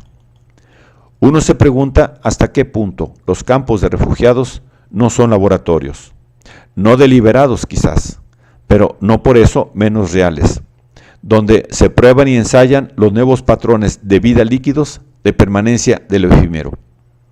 ¿Hasta qué punto las Nauheirvilles de refugiados son muestras de avanzada del mundo por venir y sus reclusos arrojados, empujados, forzados al rol de pioneros exploradores? Si es que pueden ser contestadas, esta clase de preguntas solo hallan su respuesta retrospectivamente.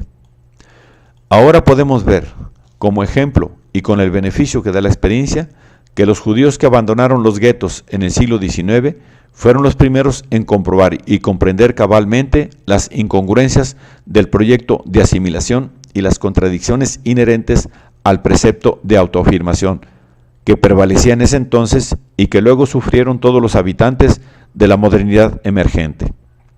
Y hoy empezamos a comprender, también en retrospectiva, que la inteligencia multiétnica postcolonial, como Ralph Singh en Mimic Men de Naipaul, que como todo niño inglés bien educado recordaba haber regalado una manzana a su maestra preferida, aun cuando sabía perfectamente que en las islas del Caribe, donde se encontraba su escuela, no hay manzanas.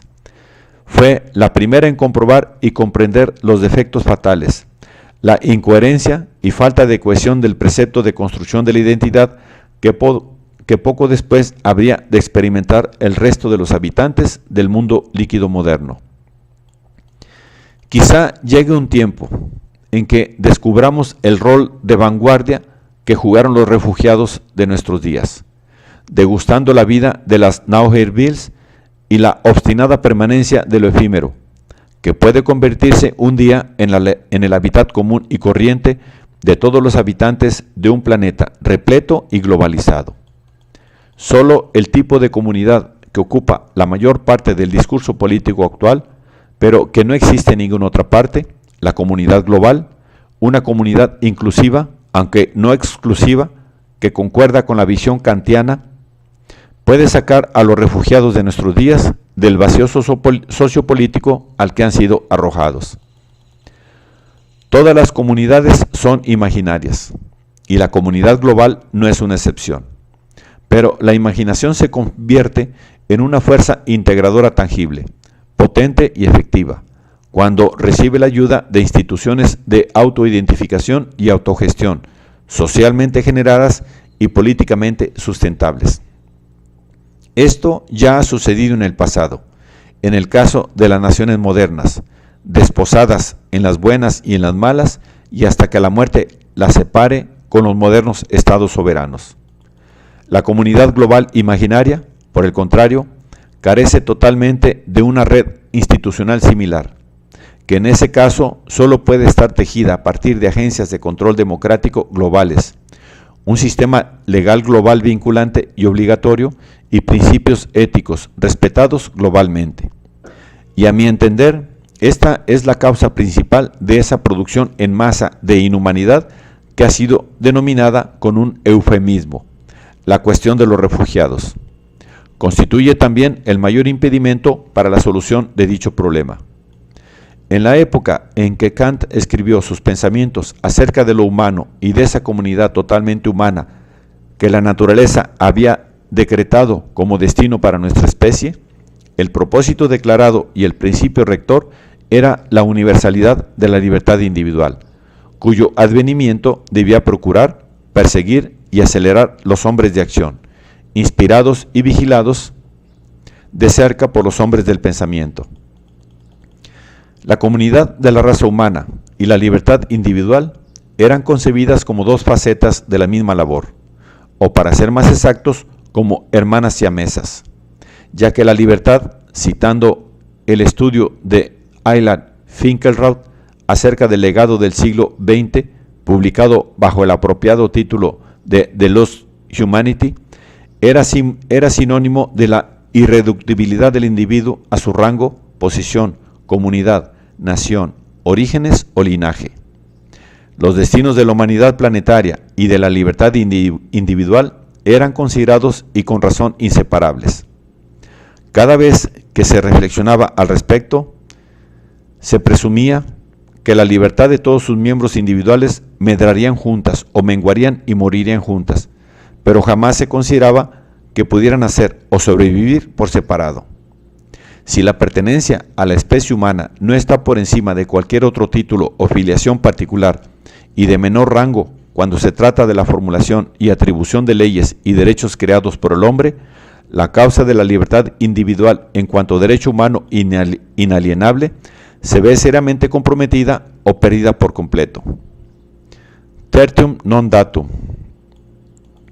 Ese axioma pronto perdió su incipiente obviedad y quedó prácticamente en el olvido a medida que los humanos liberados del confinamiento de su condición hereditaria y su linaje fueron expeditivamente encarcelados en la nueva prisión trivalente de la alianza territorio-nación-estado, mientras que los derechos humanos, si no en la teoría filosófica, al menos sí en la práctica política, fueron redefinidos como producto de una unión personal entre sujeto del Estado, miembro de la nación y habitante legítimo del territorio.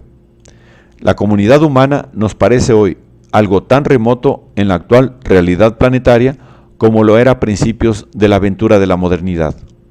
El lugar que se le asigna en las visiones actuales del futuro, si es que se le asigna alguno, es aún más lejano que hace 2 siglos. Ya no es vista ni como algo inminente ni como algo inexorable.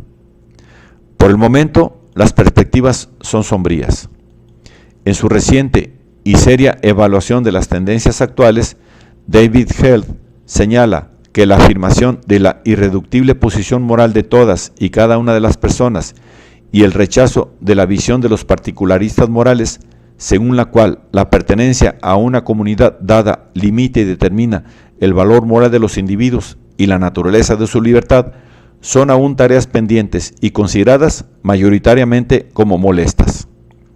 Held apunta algunos avances esperanzadores, en especial la Declaración de los Derechos Humanos de las Naciones Unidas de 1948 y el Estatuto del Tribunal Criminal Internacional de 1998. Si bien este último todavía espera en vano su ratificación y es activamente saboteado por algunas de las mayores potencias globales. Pero observa, al mismo tiempo, la fuerte tentación de simplemente bajar las persianas y defender solo la posición de algunas naciones y países. El horizonte posterior al 11 de septiembre no es tampoco para nada alentador. Incluye la oportunidad de fortalecer nuestras instituciones multilaterales y los acuerdos legales internacionales, pero entraña también la posibilidad de respuestas que podrían alejarnos de estas magras ganancias y conducirnos a un mundo de antagonismos y divisiones aún más profundas, una sociedad que se distinga por su incivilidad. El resumen general de situación de Held no es para nada optimista. Al momento de escribir estas líneas, las señales no son buenas. Nuestro consuelo, sin embargo, el único que existe, pero también, quiero agregar, el único que la humanidad necesita cuando se hunde en épocas oscuras, es el hecho de que la historia todavía está con nosotros y puede hacerse. De hecho, es así. La historia no ha hecho más que comenzar, y todavía hay opciones para crear, y que serán creadas inevitablemente.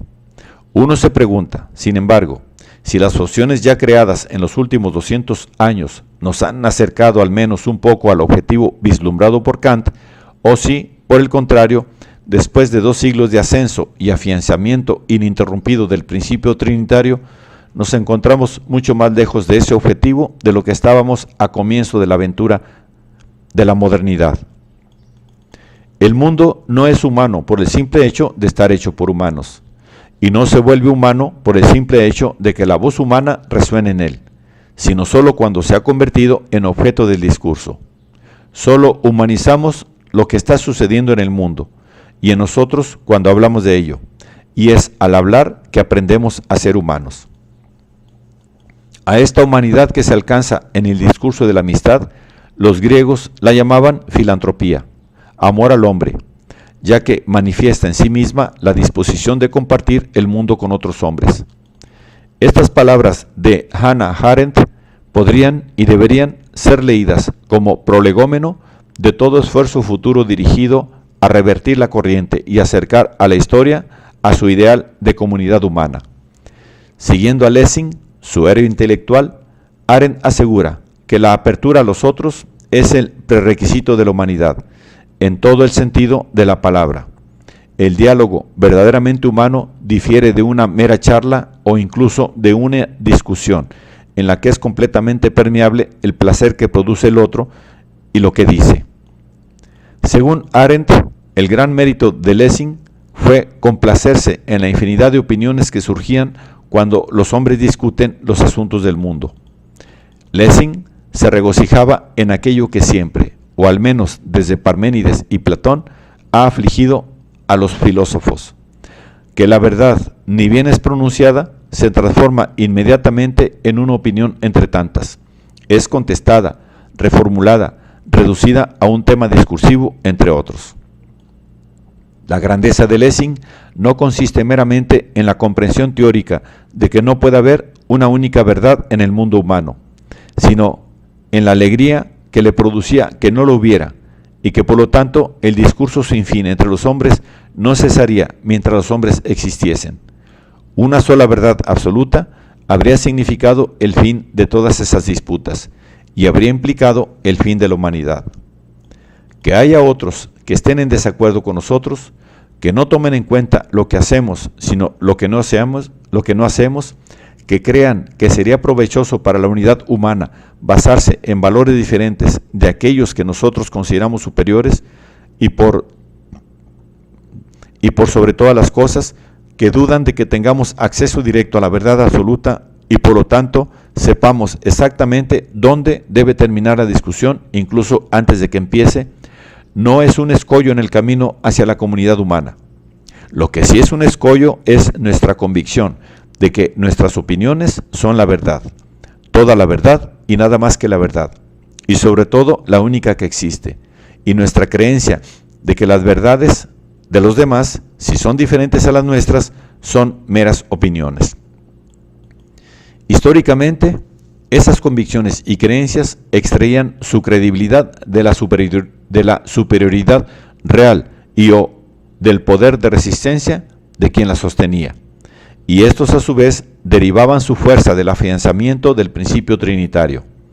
De hecho, el complejo de soberanía, arraigado en la unión de territorio, nación y Estado, efectivamente veda todo acceso al discurso preconizado por Lessing y Arendt en cuanto prerequisito de humanidad. Ese complejo permite que los interlocutores adversarios carguen los dados y marquen las cartas, incluso antes de que el juego de la comunicación mutua haya comenzado, y que cierren el debate antes de que el engaño quede al descubierto. El principio trinitario tiene un impulso de autoperpetuidad. Confirma su propia verdad a medida que crece su ascendiente sobre las vidas y las mentes humanas. Un mundo dominado por ese principio es un mundo de poblaciones nacionalmente frustradas, que, aguijoneadas por su frustración, se van convenciendo de que la verdadera libertad, la verdadera emancipación, solo puede obtenerse gracias a una completa emancipación nacional, es decir, a través de la mágica mezcla de nación, territorio y Estado soberano. Fue justamente el principio trinitario el que causó esa frustración, y ese mismo principio se ofrece a su vez como remedio. Los sufrimientos de los expulsados de la Alianza Territorial Nacional Estatal caen sobre sus víctimas después de haber pasado por la planta de reprocesamiento trinitario y vienen con un completo folleto explicativo y una receta infalible para la cura, disfrazada de sabiduría con fundamentos empíricos.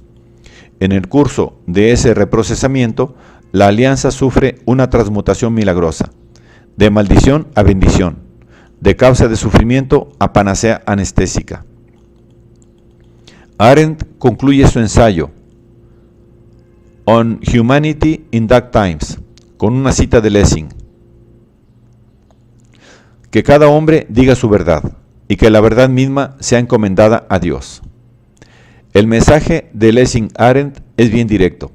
Encomendar la verdad a Dios significa dejar la cuestión de la verdad, la cuestión de quién tiene razón, abierta. La verdad solo puede emerger al final de una conversación, y en una conversación genuina, es decir, aquella que no es un soliloquio disfrazado, ninguno de los interlocutores sabe o puede saber a ciencia cierta cuándo llegará a su fin, en caso de que lo haya. Un hablante, así como un pensador que piensa en modo hablante, no puede, como señala Franz Rosenzweig, anticipar nada. Debe ser capaz de esperar, ya que su palabra depende de la palabra del otro. Necesita tiempo, y como sugiere Nathan Glatzer, el más agudo estudioso de Rosenzweig, existe un curioso paralelismo entre el modelo del pensador en modo hablante de Rosenzweig y la concepción procesual dialógica de la verdad de William James. La verdad le sucede a una idea, se convierte en verdad, es hecha verdad por los acontecimientos. Su veracidad es de hecho un acontecimiento, un proceso, concretamente el proceso de verificación en sí mismo, su verificación. Su validez está dada por el proceso de su validación. La similitud es de hecho asombrosa. Si bien para Rosenzweig el discurso está rigurosa y esperanzadamente implicado en un diálogo, un discurso inseguro del resultado de ese diálogo y por lo tanto inseguro de su propia verdad. Es el ingrediente principal constitutivo del evento del que la verdad está hecha y la principal herramienta para hacerla. El concepto de verdad es eminentemente agonístico. Nace del enfrentamiento entre ideas irreconciliables y del enfrentamiento entre los portadores de esas ideas, siempre renuentes a ceder. Sin ese enfrentamiento, la idea de verdad directamente nunca habría aparecido. En ese caso, saber cómo seguir adelante sería lo único que uno necesitaría saber. Y las condiciones en las cuales uno tiene que seguir adelante, a menos que se vean amenazadas por lo no familiar o sean desbancadas de su autoevidencia, tienden a venir en un solo paquete, junto con la unívoca receta de seguir adelante. Disputar la verdad es una respuesta a la disonancia cognitiva. Es instada por el impulso de devaluar y restar poder a otras lecturas de esas condiciones y o a otras recetas de acción que puedan hacernos dudar de nuestras propias lecturas y de nuestro habitual curso de acción. Ese impulso se volverá más intenso cuanto más ruidosas y difíciles se han de contestar las objeciones o obstáculos que se interponen. Cuando se disputa la verdad, la apuesta principal y el objetivo primario de su autoafirmación es probar que el interlocutor adversario está equivocado y por lo tanto sus objeciones son equivocadas y deben ser desoídas. Cuando se trata de discutir la verdad, las posibilidades de llegar a una comunicación no distorsionada, tal como la postulara Jürgen Habermas, son escasas. Los protagonistas apenas podrán resistir la tentación de recurrir a otros medios más efectivos que la elegancia lógica y el poder persuasivo de sus argumentos. Harán lo que sea para que los argumentos de sus adversarios resulten inconsecuentes, mejor aún, inaudibles, o que directamente no lleguen a ser manifestados, dada la incapacidad de quienes podrían haberlos expresado en el caso de poder hacerlo. Un argumento que seguramente se oirá en tales discusiones es la descalificación del adversario como interlocutor para dicha conversación, ya sea por inepto, malintencionado o directamente inferior. Si fuera una opción, mejor sería evitar directamente cualquier discusión o abstenerse del debate. Entrar en discusión implica después de todo, y aunque más no sea de manera oblicua, la aceptación de las credenciales de nuestro interlocutor, así como una promesa de atenernos a las reglas y estándares del discurso de la lege artis y la bona fide. Pero, como afirma Lessing, entrar en discusión implica, sobre todo, encomendar la verdad a Dios, o en términos más terrenales, aceptar que el resultado de la discusión es un rehén del destino. De ser posible, es más seguro declarar que los adversarios están a priori equivocados y de inmediato privarlos del derecho de apelar el veredicto, que arriesgarse a entrar en litigio y exponer el propio caso a un doble interrogatorio que pueda eventualmente desarmarlo o darle vuelta. Descalificar al adversario en el debate acerca de la verdad suele ser el argumento utilizado por el más fuerte, no por su mayor iniquidad, sino porque cuenta con mayores recursos. Podría decirse que el volumen relativo y el poderío de recursos de cada adversario pueden ser medidos en relación con su habilidad para ignorar a los otros y hacer oídos sordos a los ideales que ellos sostienen. A la inversa, aceptar debatir y acordar negociar los términos de la verdad suelen ser considerados signos de debilidad, circunstancia que hace que el más fuerte, o quien desee demostrar superioridad, se muestre aún más renuente a abandonar su negativa a todo diálogo. El rechazo del estilo de pensamiento hablado de Rosenzweig se autoperpetúa y retroalimenta por impulso propio. Del lado del más fuerte, su negativa a hablar puede relacionarse con el tener razón, pero para la contraparte, la privación del derecho a defender su causa que resulta de dicha negativa, y por carácter transitivo el rechazo a reconocerlo como un ser humano con derechos, entre ellos el de ser escuchado, son el desaire y la humillación definitivas, ofensas que no pueden ser tomadas plácidamente sin menoscabo de su dignidad humana. La humillación es un arma poderosa, además es un arma de doble filo.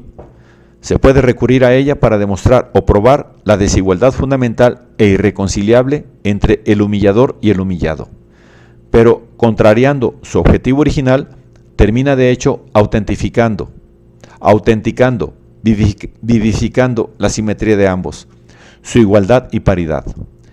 La humillación invariablemente implica en toda negativa al diálogo, no es, sin embargo, la única razón por la que dicha negativa se autoperpetúa. En ese territorio fronterizo en que se está convirtiendo velozmente nuestro planeta como consecuencia de la globalización unilateral, los incesantes intentos para abrumar, desarmar e incapacitar al adversario suelen lograr su objetivo, aunque sus efectos en general van mucho más allá de las intenciones de sus ejecutores y en consecuencia de sus deseos. Grandes zonas de África, Asia y América Latina conservan las huellas de esas antiguas campañas de desarme del adversario. Concretamente, los numerosos territorios fronterizos locales, los efectos colaterales o los productos de desecho que las potencias que se benefician con la frontera global apenas pueden tolerar, pero que sin embargo no pueden evitar sembrar y propagar. La práctica de desarmar al adversario tiene éxito si éste queda desarmado más allá de toda esperanza de recuperación. Las estructuras de autoridad son desmanteladas, los lazos sociales desgarrados, los medios de subsistencia tradicionales quemados hasta las raíces y puestos fuera de operaciones. En la jerga política de moda, las zonas que sufren estos males son apodadas estados débiles, aunque el término estado, por apto que sea, solo se justifica en este caso si es usado sous rature, como diría Derrida. Cuando cuenta con el apoyo del arsenal tecnológico, las palabras tienden a convertirse en carne y por lo tanto suelen borrar su propia razón de ser y propósito. En los territorios fronterizos locales ya no hay con quién hablar. Que en paz descanse. En un chiste irlandés, un conductor le pregunta a alguien qué pasa a alguien que pasa cómo llegar a Dublín, y éste le contesta: si quisiera ir a Dublín, no arrancaría desde aquí. De hecho, uno puede imaginar fácilmente un punto mejor preparado para el viaje hacia la unidad universal de la raza humana de Kant, que el mundo en el que vivimos hoy. En los finales de la era de la Trinidad de territorio, nación, Estado. Pero este es el mundo que existe, y por lo tanto el único del que podemos partir en nuestro viaje. Sin embargo, no iniciarlo, o más bien no iniciarlo sin demoras, no es, y en este caso no hay duda alguna, una opción. La unidad de la especie humana que Kant postuló puede estar, como él mismo sugirió, en consonancia con los propósitos de la naturaleza, pero ciertamente no parece estar históricamente determinada. La continua falta de control de la ya red global de dependencias mutuas y la vulnerabilidad mutuamente asegurada, evidentemente no nos acercan a ese objetivo de unidad. Sin embargo, esto solo significa que hoy, más que nunca, es urgente e imperativa una búsqueda esmerada de la humanidad en común y de las acciones que se desprenden de ella. En la era de la globalización, el ideal y las políticas de esa humanidad compartida, que tiene una larga historia de pasos aciagos, se encuentra frente al mayor de todos ellos.